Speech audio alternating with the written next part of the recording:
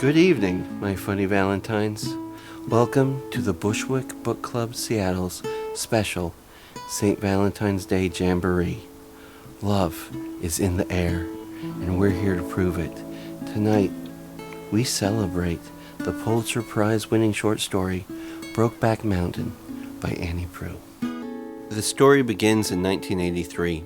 Outside, the wind-blown dirt hits the trailer walls. Ennis Del Mar wakes up, falls out of bed, drags a comb across his head. But Ennis is lost in a dream from the night before, the dream of one Jack Twist. Well, let's back the story up a bit. 1963, the year of hit singles like Walk Like a Man, Act Naturally, and My Boyfriend's Back. They both grew up in opposite corners of Wyoming, high school dropouts, accustomed to a hard day's night. They meet when they are both hired on to tend a large flock of sheep up on Brokeback Mountain. Just the two of them, all summer long. They hit it off. Evenings were full of whiskey, beer, and beans. It was the best time of Ennis's life. That summer above the tree line, suspended above ordinary affairs. And one night, it got even better. They'd chased the whiskey just a bit too much. Jack tells him to sleep in the tent. Ennis crawls in. Next thing you know, Jack makes a move. Passionate sex ensues. For Ennis, it's his first time with a man, and it feels like the first time. He awakens in the morning with Jack right up against his side. And so it goes during that summer of love. Lots and lots of sex. And a little bit of sheep herding. But most of all, a genuine happiness. The first snow in August comes early and brings them down off the mountain. They part ways with a hit to the shoulder and a shaking of hands. See you around, I guess, Ennis says. Right, says Jack. 4 years pass. Ennis, now married to Alma, has 2 little girls and a shitty apartment. A letter arrives from Jack. I'll be passing through on the 24th. Maybe could buy you a beer? Ennis writes back, the waiting is the hardest part. On the 24th, Ennis stands dressed in his best clothes. Jack pulls up. They rush each other, locking in a hard kiss, which is secretly witnessed by poor Alma. Ennis announces they're off to get a beer. Straight to Motel Siesta they go. After they reconsummate their affair, they catch up over endless cigarettes and whiskey. Jack wants to take Ennis up to his father's ranch, work it together, have a life together. He's like, imagine me and you and me.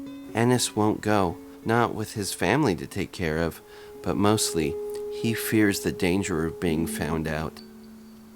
Thus began the pattern of their rendezvous, 2 or 3 times a year, up in the mountains, into the great wide open, isolating themselves from a world so cold it would not have them. 1983, Ennis is long divorced from Alma, though Jack maintains his marriage with wife Lorene. After a week together in the mountains, Ennis tells Jack he has to push their August trip back to November. Jack is like, it's not enough. Sometimes I wish I could quit you.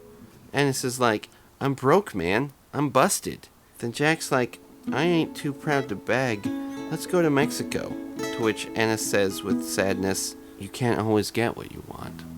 They part ways once more, but this time, for the last time. Months later, Ennis's letters to Jack are returned, stamped, deceased. He contacts Lorene, who says Jack was killed in a roadside accident, a blown tire and rim. Ennis knows it happened another way, though. The way he spent his whole life trying to prevent. Lorene says, I sent half his ashes up to his folks in Lightning Flat. Ennis goes to Lightning Flat. Tells them he'd be proud to scatter the ashes on Brokeback. But they decline. Before he leaves, Ennis is allowed up into Jack's room, left untouched since boyhood, except for what he finds hidden in the closet. 2 shirts, one nestled inside the other, like 2 skins. Unwashed and caked with blood from a busted nose that first summer on Brokeback. He puts Jack's shirt to his face. He can detect nothing but a memory. Back home, Ennis hangs the shirts on a nail. Heartbreak had left a temporary silence that seemed not so temporary. That brings us to the final passage of the book. There was some open space between what he knew and what he tried to believe, but nothing could be done about it. And if you can't fix it, you've got to stand it.